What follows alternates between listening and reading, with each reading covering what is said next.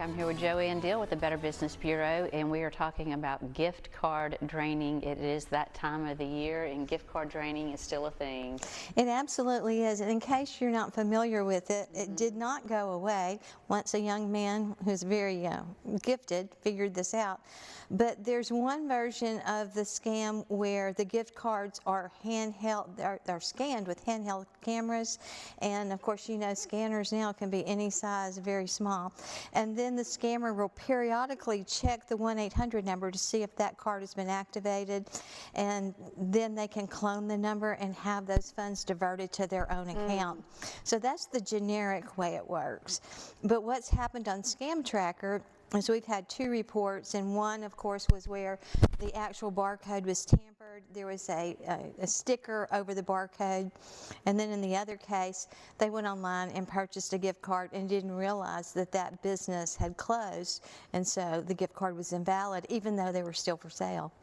The sticker on the back of the gift card that's inserted in there, how does that work? How does the scammer benefit from that? They've inserted their own barcode over the barcode. So that means that they're getting the information fed directly to them. So there's lots of things you can do to protect yourself. But most importantly, of course, first is run your finger over the barcode. If you're getting the card off of a stand especially, you really want to get them from a place where they've been secured. And even after they've been secured, someone can manipulate them after you have possession of them. So it's really tricky. Make sure that you're keeping those cards safe, because you've got to treat them as cash. That's the whole point, is they can be the value can be stolen. You can always inspect the packaging as well as the sticker. So again, rub your hand across there. If you're buying the gift cards online, you must be sure that you're on a secure site. And that the site is actually real. So as you're purchasing, remember, from screen to screen, you'll always want to check and make sure that that S or that lock is there.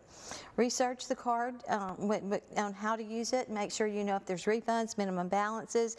Make sure you pay attention to whether there's fees for activation or dormancy.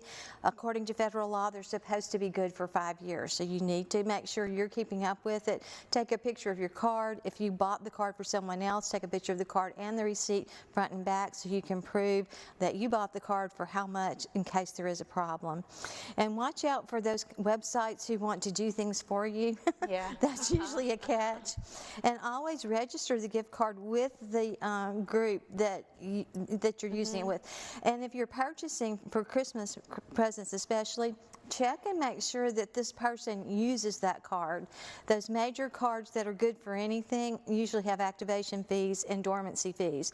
But if you know that they use a certain grocery store or a certain brand of something, it's usually best to use that one.